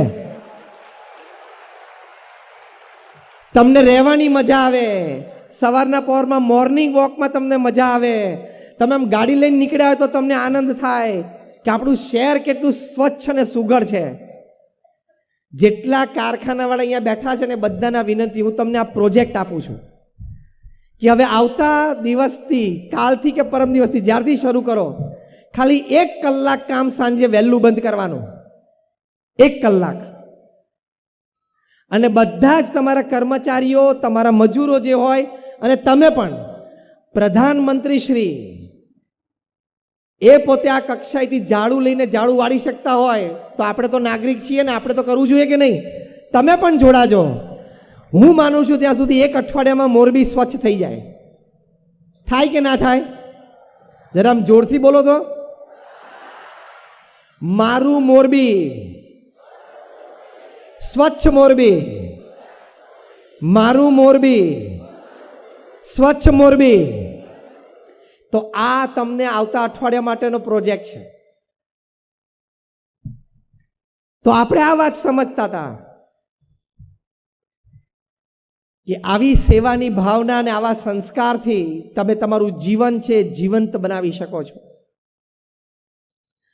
તો આજે મેં તમને હેલ્થ હાઇજીન હોબી કીધી, એમાં હાઇજીનની આ વાત કરી. તો 8+8+8ની સિસ્ટમમાં હું બહુ ડિટેલમાં નથી જતો. મેં તમને શબ્દ નામાભીકરણ આપી દીધું, એમાંથી 1-2ની ડિટેલમાં વાત કરી, બાકીની તમે સમજી શકો છો. અને છેલ્લી મોટી વાત અને 5મો મોટો વિચાર એ તમારા ભગવાન પ્રત્યેની શ્રદ્ધા અને ભગવાન પ્રત્યેની ભક્તિ છે. તમે એમ ના માનતા કે અમે સંત છીએ આ વાત કરીએ છીએ. As I tell you, I am a man of science અને મેન ઓફ સ્પિરિચ્યુઆલિટી. હું વિજ્ઞાનથી પણ વાત કરીશ અને અધ્યાત્મની વાત કરીશ. તમે બેઠા છો તમારામાંથી નાસ્તિકમાં નાસ્તિક પાસે જે નાસ્તિકપણાનો પ્રશ્ન હોય ને મારી પાસે લાવજો. હું તમને 15 મિનિટમાં વૈજ્ઞાનિક દ્રષ્ટિકોણથી તમને લોજિકલી સાબિત કરીશ કે વિજ્ઞાને આજે અધ્યાત્મની કેટલી સાબિતી આપી છે.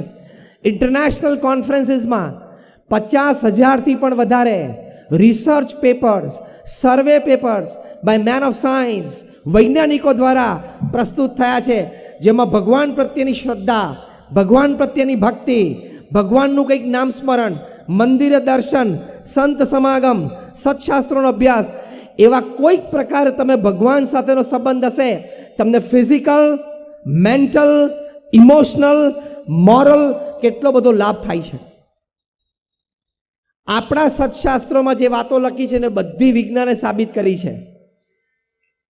એટલે કોઈ અત્યારે બોલી શકે એમ નથી કે આ વાત તો ઠીક છે ને આ વાત તો ખોટી છે ને આમાં કોણે જોયું છે ને. એ જે બોલે છે ને એ અજ્ઞાન છે, એને માહિતી નથી અને કાં તો અહમથી બોલે છે. તમને જે વાત અધ્યાત્મની ખોટી લાગતી હોય ને એ તમે મારી પાસે લાવજો. એ વૈજ્ઞાનિક દ્રષ્ટિએ સાબિત થઈ ગઈ છે એ હું તમને લોજિકલ પ્રૂફ આપીશ. આપણા સત્શાસ્ત્રોમાં ભગવાનનું નામ સ્મરણ, તમે ભગવાન રામમાં માનતા હોય, ભગવાન કૃષ્ણમાં માનતા હોય, ભગવાન મહાવીરમાં માનતા હોય, ભગવાન સ્વામિનારાયણમાં માનતા હોય, જે પણ ભગવાનના સ્વરૂપમાં તમે માનતા હો, બધા એક છે. એનું તમે નિત્ય 10-15 મિનિટ પણ નામ સ્મરણ કરો તો તમને શું લાભ છે તમને ખબર છે? હવે હું તમને સાયન્ટિફિક વાત કરું. જીવંત જીવન જીવવા માટે આ સર્વોચ્ચ વિચાર. હું તમને બધા નામ પણ આપીશ, તમે ગૂગલ પર જઈ શકો છો, એ યુનિવર્સિટીની વેબસાઇટ ઉપર પણ જઈ શકો છો.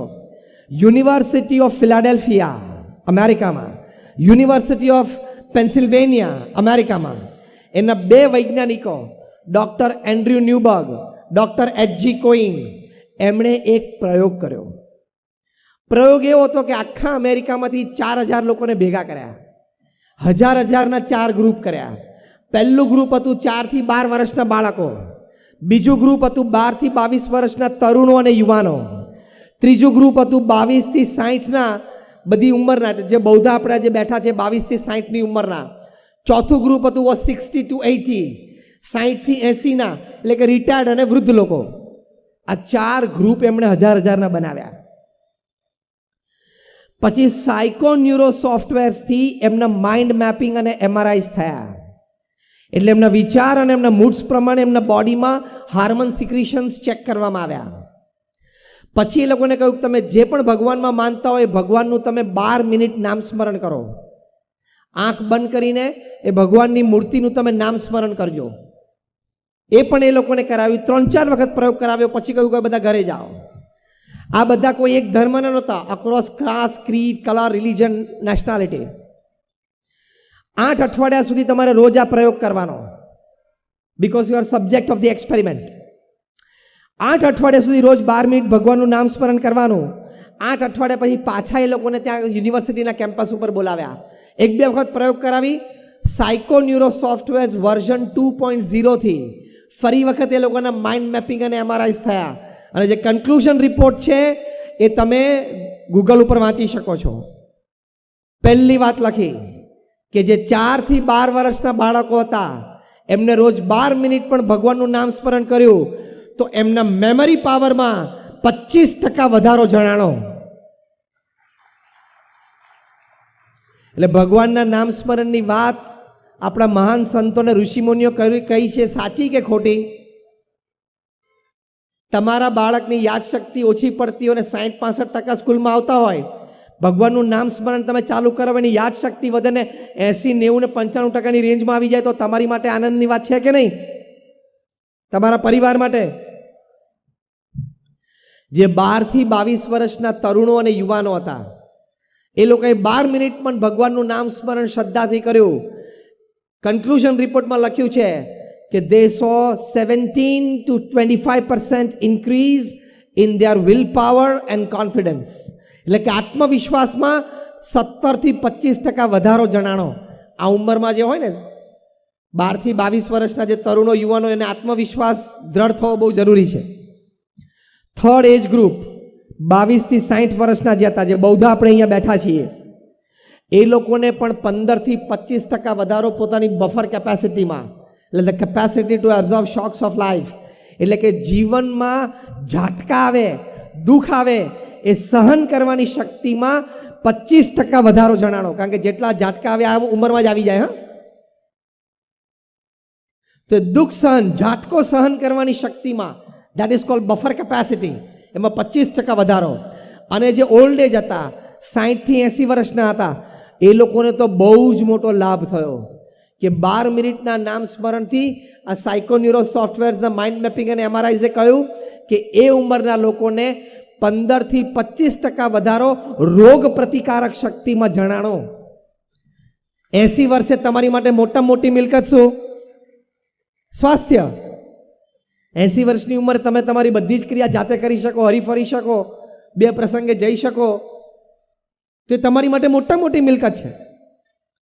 તો તમારા જીવનમાં એ સમયે વૃદ્ધાવસ્થામાં તમને રોગ પ્રતિકારક શક્તિમાં આટલો વધારો ભગવાનના નામ સ્મરણથી મળે છે. એટલે વોટ વોઝ પ્રૂવડ કે ભગવાનના નામ સ્મરણથી તમારી યાદ શક્તિ વધે છે, તમારો વિલ પાવર વધે છે, તમારો કોન્ફિડન્સ વધે છે, તમારી દુઃખ સહન કરવાની શક્તિ વધે છે અને તમારી રોગ પ્રતિકારક શક્તિ વધે છે. હું કહું છું સ્વર્ગની વાત ભૂલી જાઓ, મોક્ષની વાત કદાચ 1 સેકન્ડ માટે ભૂલી જાઓ, પણ આ 5નો લાભ લેવો હોય તો પણ ભગવાનનું નામ સ્મરણ રોજ કરવું જોઈએ કે ના કરવું જોઈએ? આ 5નો લાભ. Yes or no? Raise your hands. Yes or no? Yes. જે કરતા હોય એને અભિનંદન છે, ના કરતા હોય ચાલુ કરજો. આ સાયન્ટિફિક છે, મેં તમને નામ આપ્યા છે, તમે ગૂગલ ઉપર જઈ શકો છો. આવી મારી પાસે 500 વાતો છે. ગયા વર્ષે 2018ની સાલમાં જેને નોબેલ પ્રાઇઝ ફોર મેડિસિન મળ્યું, 2 ડોક્ટર્સ, ડોક્ટર તેસુકો હોન્જો, ડોક્ટર એલિસન, શેની માટે એમને નોબેલ પુરસ્કાર મળ્યો? મેડિસિન માટે. એમણે રિસર્ચ કરી, કેન્સરની નાબૂદી માટેની રિસર્ચ. કેન્સર થાય તો કીમોથેરાપી થાય, પછી સર્જરી આવે. આ લોકોએ એવું સાબિત કર્યું કે જ્યારે તમે નિર્જળા ઉપવાસ કરો છો, એટલે કે પાણીનું ટીપું પણ લેતા નથી, એવા 20 કલાક તમે ગાળો, તમારા શરીર અત્યંત ભૂખ્યું થયું હોય, 3 ટંક જમવાનું તમે છોડ્યું હોય, એટલે કે તમે વ્રતમાં છો કે તમે ઉપવાસમાં છો, એ વખતે તમારું બોડી છે એ મેલેશિયસ, મેલિગ્નન્ટ સેલ્સ ખાય છે. એટલે કે જે કેન્સરની કોષો છે ને એને આ શરીર ખાઈ જાય છે. પછી એમણે વાત કરી કે આપણા શરીરનું જે સૈન્ય છે ને WBC છે, વ્હાઇટ બ્લડ કાર્પસલ્સ, એમાં ટી સેલ્સ છે, આલ્ફાબેટિકલ ટી, એ સૌથી તાકાતવાર કોષો છે જે રોગના જર્મ્સ અને બેક્ટેરિયા સામે લડે છે. એમણે કહ્યું કે એક ટી સેલમાં તાકાત છે 1,000 કેન્સર સેલને મારી નાખવા માટેની. પણ આપણી ખાવા પીવાની ખોટી આદતો, બર્ગર ને પીઝા ને ફાસ્ટ ફૂડ ને કોલ્ડ ડ્રિંક, એણે આ ટી સેલનો પાવર દાબી દીધો છે.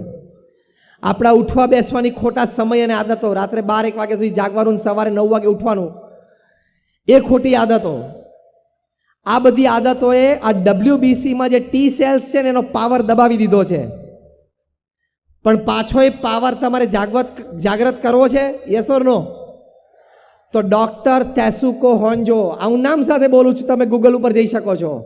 અને ડોક્ટર એલિસને કહ્યું કે વર્ષમાં 20 દિવસ પણ તમે 20 કલાકનો નિર્જળા ઉપવાસ કરો તો આ ટી સેલ્સ પોતાના પાવર ઉપર આવી જાય. એક ટી સેલ 1000 કેન્સર સેલને મારી શકે. તમને ક્યારેય કેન્સર ન થાય, કેન્સર થવાની લિસ્ટ શક્યતાઓ તમારા જીવનમાં આવી જાય. સાયન્ટિફિક. તો આપણા મહાન ઋષિ મુનિએ આ તપની જે વાત કરી છે, સાચી કે ખોટી? મેં કહ્યું મારી પાસે આવી 500 વાતો છે, વિષય જુદો છે એટલે વધારે નથી જતો, પણ અધ્યાત્મની બધી વાતો સાચી છે, તમામ હકીકતો સાચી છે. તમારે જેમ જીવનમાં એક ફેમિલી ડોક્ટર જોઈએ, એક બિઝનેસ ફ્રેન્ડ જોઈએ, એમ જીવનમાં એક સાચા સંત હોવા પણ ખૂબ જરૂરી છે, એક ગુરુ હોવા પણ ખૂબ જરૂરી છે.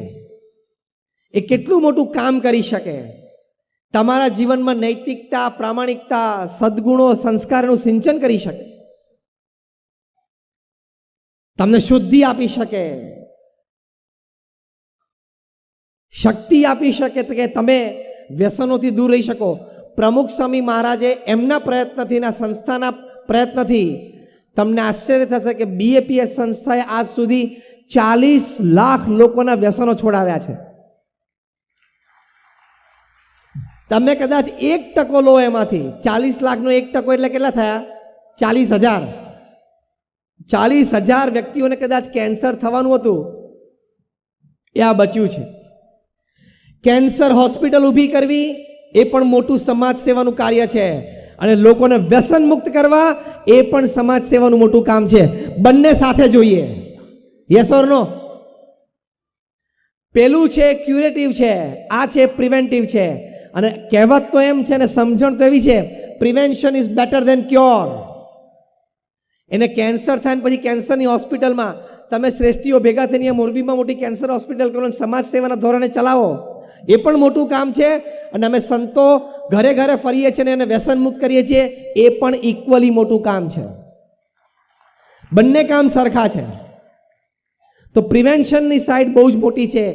આપણી સંસ્થાઓ જે NGO કામ કરતી હોય, પ્રિવેન્શન સાઈડ ઉપર કામ કરતી હોય, મૂળમાં કામ કરતી હોય, તો આવા સંત છે એ જીવનમાં તમને બહુ જ મોટું કામ આપી શકે, એ બહુ જ મોટા સંસ્કારો આપી શકે. આ દિલ્હી અક્ષરધામ અમે બાંધ્યું, આજે વાતને 14.5 વર્ષ પૂરા થયા. અમારી એવરેજ આવી રોજના 17,000 લોકો, 17,000 footfalls per day, but thousands of people change their lives for the better. હજારો લોકોના જીવનમાં કેવા પરિવર્તનો આવ્યા. ખૂબ પ્રસંગો છે. એક નાનો પ્રસંગ હું તમને કહું, 2006ની સાલનો.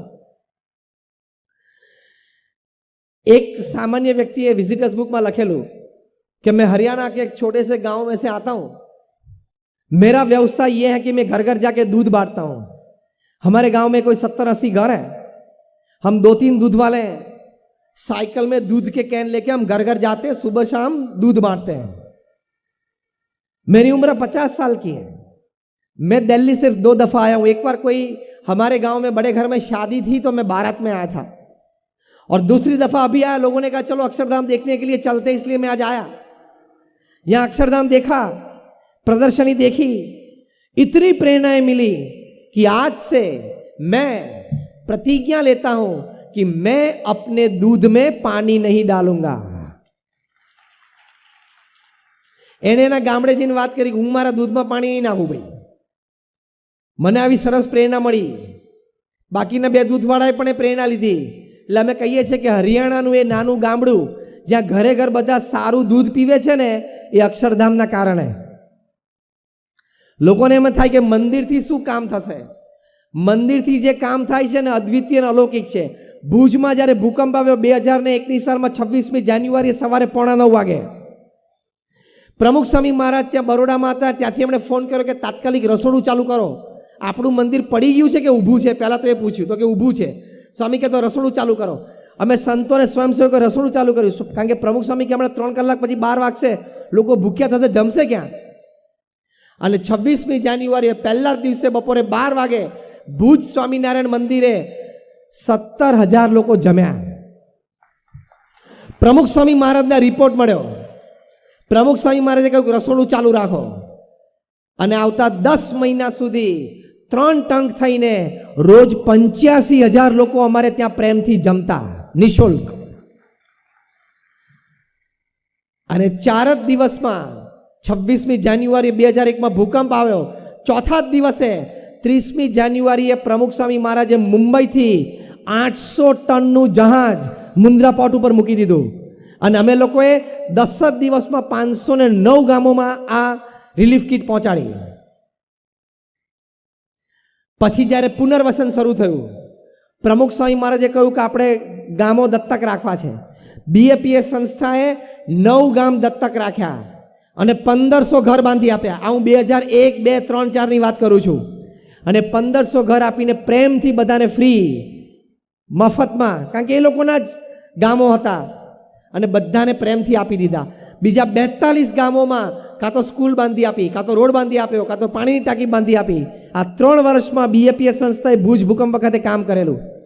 આ મોરબીમાં જ્યારે 1979માં રેલ આવેલી ને, મચ્છુ ડેમ તૂટેલો, ત્યારે આમાંથી અડધા તો આપણે પોણા ભાગને તો જન્મ્યા નહીં હોઈએ, અને આ બધા વડીલો બેઠા છે, બધા નાના નાના હશે, પણ સ્મૃતિ તો હશે, અહીંયા રહેતા હશો તો. પ્રમુખ સ્વામી મહારાજ તાત્કાલિક ઓલ ઇન્ડિયા રેડિયોના સ્ટેશન ઉપર ગયા અને ત્યાંથી જાહેરાત કરી. પ્રમુખ સ્વામી મહારાજે આપણા સ્વયંસેવકો તાત્કાલિક મોરબી પહોંચો. અને જે દિવસે રેલ આવી એ જ દિવસે સાંજે 1500 સ્વયંસેવકો અહીંયા મોરબીમાં હતા. પ્રમુખ સ્વામી મહારાજ જાતે અહીંયા રહ્યા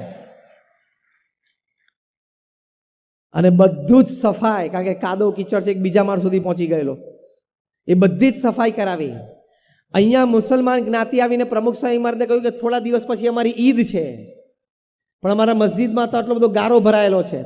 આ પ્રસંગની ખબર અમને વડોદરા જિલ્લા પંચાયતના પ્રમુખ શ્રી ઇકબાલભાઈએ પ્રમુખ સ્વામી મહારાજની શ્રદ્ધાંજલિ સભામાં જાહેરમાં કીધો ત્યારે ખબર પડી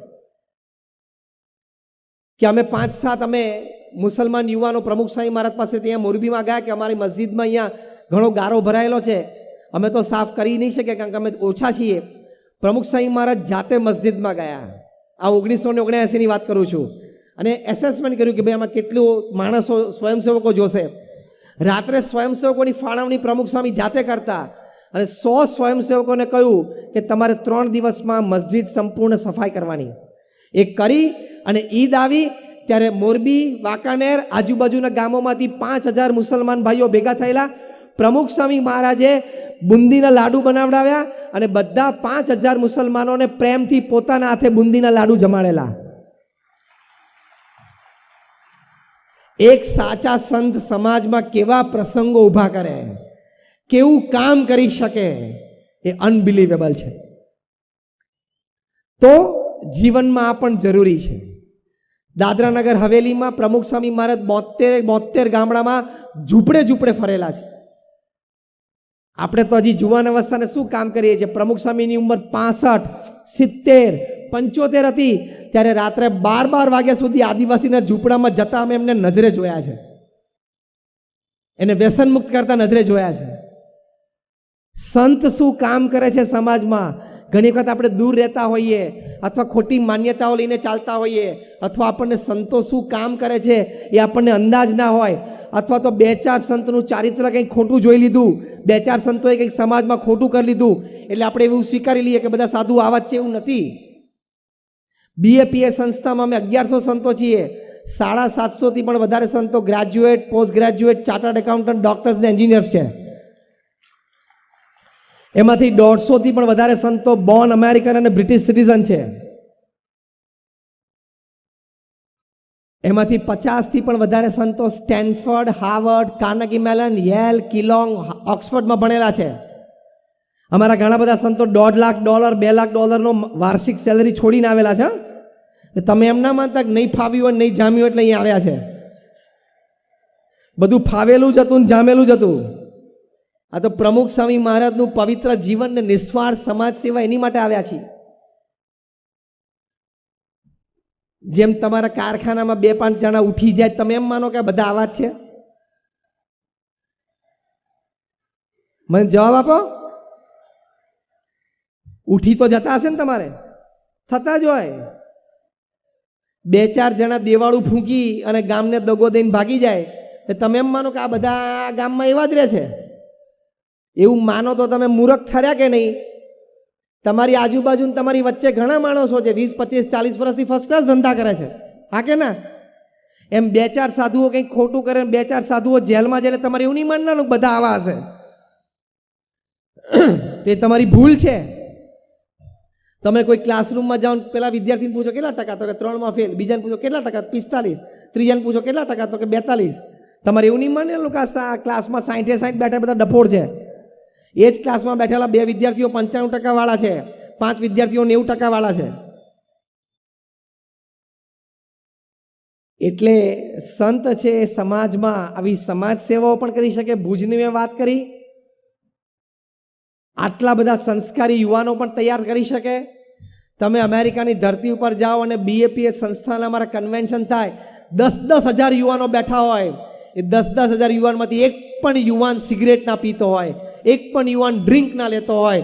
નાના બાળકો ચ્યુઇંગમ ખાય તો પણ ઇન્ગ્રેડિયન્ટ ચેક કરે કે આમાં એક છે તો મારાથી ના ખવાય, કારણ કે મને પ્રમુખ સ્વામીએ ના પાડી છે. શું સંસ્કાર! અમેરિકાની ધરતી ઉપર જન્મેલા છોકરાઓને આ સંસ્કાર આપવા. એટલે ડોક્ટરોની કોઈ ખામી નથી સમાજમાં, એન્જિનિયરોની કોઈ ખામી નથી, ચાર્ટર્ડ એકાઉન્ટન્ટની કોઈ ખામી નથી. બધા ઢગલાબંધ છે, કારણ કે 6માંથી 15% તો નોકરી નથી. એટલે એ તો બધા બહુ છે. આપણે સારા એન્જિનિયર, સારા ચાર્ટર્ડ એકાઉન્ટન્ટ, સારા ડોક્ટરની સમાજમાં જરૂર છે. That is more important. તો એ તમને આવી સંસ્થાઓ, આવા મંદિરો આપશે, આવા સંતો આપશે. એક કપલ ડિવોર્સ નક્કી થયેલા, દિલ્હીની વાત કરું છું. બંનેના લોયરે કીધું કે આપણે તમે સાઇન કરો કે તમને મ્યુચ્યુઅલ એગ્રીમેન્ટથી આપી દઈએ. બંને સહમત હતા, બંને પ્રોફેશનલ હતા, એકબીજા પાસે કોઈ પૈસાની અપેક્ષા હતી નહીં. પતિએ પત્નીને ફોન કર્યો કે ચલો હવે આપણે પરમ દિવસે ડિવોર્સ ઓફિશિયલી લઈએ છીએ, છૂટા પડે છે, ચલો છેલ્લી એકવાર મૂવી જોઈ આવીએ. પત્નીએ કીધું મૂવી નથી જોવું, આપણે અક્ષરધામ જઈએ. દિલ્હી અક્ષરધામમાં આવ્યા. આ તો એ લોકોએ ઘટના લખીને અમને આપી એટલે અમને ખબર પડી. અને ત્યાં પ્રદર્શનો જોયા, ત્યાં રામાયણનો સ્પોટ જોયો કે રામને આજ્ઞાથી તમે વનમાં જાઓ. સીતાજીએ કીધું કે હું સાથે જઈશ, ત્યારે બધાએ કહ્યું તમારે જવાની જરૂર નથી. સીતાજીએ કહ્યું કે હું અર્ધાંગની છું, મારા પતિ અહીંયા મહેલમાં રહે અને રાજા તો હું રાણી, મારા પતિ જંગલમાં જાય તો હું જંગલમાં જઈશ. આ દ્રશ્ય જોયું, અમારા સ્પોટ ગાઈડ એનું વર્ણન કર્યું અને પતિ પત્ની બંનેને અંતરદ્રષ્ટિ થઈ. વિચાર આવ્યો, અને વિચાર આવ્યો એટલે પછી બંનેના આંખમાં આંસુ આવી ગયા. અમારા સ્પોટ બોયે કીધું કે કેન આઈ હેલ્પ યુ, તમને કંઈ મદદ કરી શકું? તો કે ના, લીવ અસ અલોન, અમને એકલા છોડી દો. બંને બહાર જઈને બેઠા અને બંને એકબીજાને કહ્યું કે આપણે ફરી વખત આપણા મેરેજને એક ચાન્સ આપીએ. પેલી બાઈને એમ થયું કે સીતાજીના વંશજમાં હું આવું છું, પેલા ભાઈને એમ થયું કે રામના વંશજમાં હું આવું છું. મારે આવા વિચારો અને આવા પવિત્ર જીવન જીવવા જોઈએ. બંનેને પોતપોતાની ભૂલ સમજાણી, અંતરદ્રષ્ટિ થઈ અને દે સ્ટાર્ટેડ લિવિંગ ટુગેધર. પ્રયોગ ખાતર બંને સાથે રહ્યા કે એકવાર આપણે ટ્રાય કરીએ. આ 2006ની વાત, આજે 2020માં they are a happy family, એક સુખી પરિવાર છે. તમારે એમ નહીં સમજ રામાયણ ને મહાભારત બધા આટલા જૂના છે ને આજના જમાના રેલેવન્ટ નથી. It has the power. તમે જેટલા અહીંયા બેઠા છો ને બધાનું એક ચેલેન્જ અને ગેરંટી આપો. તમારા જીવનનો કોઈ પણ પ્રસંગ તમે લઈ લો, રાત્રે ઘરે જઈને ઉપાડજો, એ પ્રસંગ રામાયણ કે મહાભારતમાં ક્યાંક બન્યો જ હશે, તમે જોજો. એટલી વિશાળતા છે. સીધું જ તમને સોશિયલ કાઉન્સેલિંગ મળશે. માટે અનાદર ન રાખો. ધર્મમાં સમજણ ના પડતી હોય તો કેવું કે મને સમજણ નથી પડતી, મને પૂરું જ્ઞાન નથી, મેં આ પુસ્તકો વાંચેલા નથી. પણ દોડડાયા થઈને તમાકુની પિચકારી મારી મંદિરની જરૂર જ નથી એવું ના બોલવું. એવું દોડડા પણ હું ના કરું. પાનની પિચકારી ગમે ત્યાં મારી સ્વચ્છ ભારત બગડવાને મંદિરની કંઈ જરૂર જ નથી. પણ તું મંદિરમાં આવ્યો છું, તે જોયું છે ત્યાં શું કામ થાય છે, ત્યાં સંતો રહે છે, શું કામ કરે છે ખબર છે? તો એ આટલું મોટું કામ આપી શકે છે. તમારા વ્યવસાયની દ્રષ્ટિએ ચલો એક છેલ્લી વાત કરી દઉં. મને એક જણાએ પૂછ્યું કે મંદિરની સમાજમાં શું જરૂર છે? મને એક લીટીમાં જવાબ આપો. એક લીટીમાં જવાબ આપો કે મંદિરની સમાજમાં જરૂર શું છે. મેં કહું તારી ભાષામાં તને જવાબ આપું. બસ તું કારખાના વાળો છું ને, એટલે હું તને તારી ભાષામાં જવાબ આપું. મેં કીધું એક લીટીમાં જવાબ એ છે, મંદિર are the biggest employment generator industry of the country. સૌથી વધારે વ્યવસાય ઊભો કરે છે મંદિર. ખબર તમને? તમારા કારખાના નહીં. ભારતમાં 35 લાખ મંદિરો છે. એક મંદિર એવરેજ 10 જણાને કામ આપે એવું તમે સમજી લો. કારણ કે બહાર બેસીને કંકુ વેચતો હોય ને એને એમ્પ્લોયમેન્ટ મળે છે. અંદર પૂજારીઓને એને પગાર મળે છે, એટલે એને એમ્પ્લોયમેન્ટ મળે છે. તિરુપતિ બાલાજી કે એવા મોટા મંદિરો ત્યાં તો હજારો હોય અને નાના દેરાઓ ત્યાં કદાચ 2-4, પણ એવરેજ 10 ની આવે. 35 લાખ મંદિરો છે, એવરેજ 10, એટલે 3.5 કરોડ લોકોને રોજીરોટી મંદિરો પૂરી પાડે છે. તમારા ભારતની કોઈ પણ એક ઇન્ડસ્ટ્રી લો, તમારી સિરામિક લઈ લો, તમારી વોલ ક્લોક લઈ લો, કોઈ એક ઇન્ડસ્ટ્રી 3.5 કરોડ લોકોને એમ્પ્લોયમેન્ટ નહીં આપતી હોય. Yes or no? Reliance Industries Limited ભારતની સૌથી મોટી ઇન્ડસ્ટ્રી. RIL નું ટોટલ એમ્પ્લોયમેન્ટ 3 લાખનું છે. આવું 3.5 કરોડ લોકો મંદિરના લીધે એની આજીવિકા ચાલે છે. જે બહાર બેસીને કંકુન અગરબત્તી વેચે છે ને, એ મંદિર ના હોય ને કંકુન અગરબત્તી ન વેચે તો એની પાસે બીજી કોઈ જ કળા નથી કે પોતાનું રોજીરોટી કમાઈ શકે. બિગેસ્ટ એમ્પ્લોયમેન્ટ જનરેટર 3.5 લોકોની, આ તો 3.5 કરોડ લોકો નોકરી કરે છે ત્યાં, એટલે કે કમાય છે. એની ઉપર 2-3 જણા આધારિત હોય પરિવારના. હા કે ના? પરિવારમાં એક જણો કમાતો અને 2 જણા પત્ની અને હાઉસવાઈફ હોય, દીકરો હોય નાનો ભણતો હોય. ખાલી તમે 3 ગણો, 3.5 મલ્ટીપ્લાય બાય 3 કેટલું થયું? 10.5 કરોડ લોકો ભારતમાં મંદિરના લીધે મોઢામાં અન્ન મૂકે છે. એટલે હવે મને ના કહેતા કે મંદિરની શું જરૂર છે. જેટલી તમારા કારખાનાની જરૂર છે ને એટલી મંદિરોની પણ જરૂર છે. બીજી બધી વાતો નથી કરતો, ખાલી વ્યવસાયની જ વાત કરું છું. Only employment. એટલે આવો મનમાં પ્રશ્ન ન આવવા દેવો. આ પણ મોટું કામ છે, પેલું પણ મોટું કામ છે. જય આવો. તો આ પણ મોટું કામ છે ને આ પણ મોટું કામ છે. એમ મંદિર મોરબીમાં પ્રમુખ સ્વામી મહારાજે બહુ જ મોટું મંદિર બાંધવાનો સંકલ્પ કરેલો.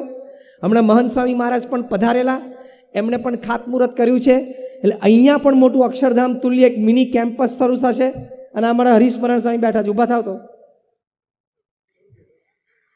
આ અહીંયા 22 વર્ષથી અહીંયા મોરબીમાં ફરે છે, 22 યર્સ, અને એન્જિનિયર થયેલા છે. તમને એમ ના ચાલે કે અભણ છે. એ 22 વર્ષમાં એમણે સેંકડો લોકોને વ્યસન મુક્ત કર્યા છે. 22 વર્ષમાં સેંકડો વિદ્યાર્થીઓને ભણવાની પ્રેરણા આપીને એનો વિદ્યાભ્યાસ સુધાર્યો છે. સેંકડોને લોકોને આવા સંસ્કાર આપ્યા છે. એટલે મંદિર, what it gives to the society is immeasurable. It cannot be counted. એ ગણી નહીં શકાય, એ કોઈ માપદંડમાં નહીં આવે. એવું મોટું થાણું અહીંયા બને છે. તેની માટે બધા સાથ સહકાર આપજો. એની માટે જે પણ રીતે તમે તન મન ધનથી ભળી શકો ભળજો. એ તમારા જીવનમાં સંતોષનું કારણ બનશે. તમને આનંદ થશે મોટી ઉંમરે, વૃદ્ધાવસ્થામાં, કે આવું મોટું એક એકમ અહીંયા મોરબી શહેરને મળ્યું, એમાં હું નાનો સહભાગી થયો. એનો તમને જીવનમાં આનંદ આવશે. તો લાઈવ લિવિંગ એની ઉપર વાત કરી. જીવંત જીવન, જીવંત જીવન, લાઈવ લિવિંગ. એમાં મેં તમને 5 વિચારો આપ્યા. પહેલો વિચાર, નીતિમત્તા અને પ્રામાણિકતા સાથે જીવનમાં હંમેશા જીવવું. બીજો વિચાર, હંમેશા પરિશ્રમી થવું, પુરુષાર્થી થવું. ત્રીજો વિચાર, વર્ક લાઈફ બેલેન્સ, કામ પણ મોટું કરવું અને પરિવાર માટે પણ સમય આપવો. કારણ કે હાર્વર્ડ યુનિવર્સિટીએ સર્વેમાં કહ્યું, the greatest Joy upon this earth is spending your quality and quantity time with your near and dear ones whom you love and respect, who loves and respect you. કે પૃથ્વી પર સૌથી મોટો આનંદ શું છે? કે જે પરિવારજનો માટે તમને પ્રેમ અને આદર છે એમને સમય આપવો, આદર આપવો, એની સાથે બેસવું અને એ પ્રેમ અને આદર મેળવવો. એ દુનિયામાં સૌથી મોટો આનંદ છે. ત્રીજો વિચાર હતો, ચોથો વિચાર આ હતો કે પવિત્ર જીવન જીવવું, વ્યસન મુક્ત જીવન જીવવું અને નાની મોટી કોઈ સમાજ સેવા સંસ્થા સાથે ચોક્કસ જોડાવું. જે પણ આપણી શ્રદ્ધા હોય, જ્યાં પણ હોય, પણ ક્યાંક નાની મોટી સમાજ સેવા ચોક્કસ કરજો. અને પાંચમો વિચાર, ભગવાન પ્રત્યેની શ્રદ્ધા અને ભક્તિ રાખજો. એ મેં તમને સાયન્ટિફિકલી સમજાયું, લોજિકલી સમજાયું કે નામ સ્મરણથી કે આવી રીતે તમને સાયન્ટિફિક પણ શું લાભ છે એ પણ પ્રયોગો થાય મેં તમને સમજાયું. આ 5 વિચારો છે એ જીવંત જીવન છે. Then you have lived a human life, otherwise it is a dog life, donkey life and cat life. બાકી એ મનુષ્યનું જીવન નથી. તો આ વિચારો આપ સૌના હૃદયમાં સ્થિર થાય, આપના વર્તનમાં આવે અને આપ આપણું જીવન જીવી શકો એવી આપ સૌ માટે આજે અમે પ્રાર્થના કરીએ છીએ. સૌનો આભાર. જય સ્વામિનારાયણ.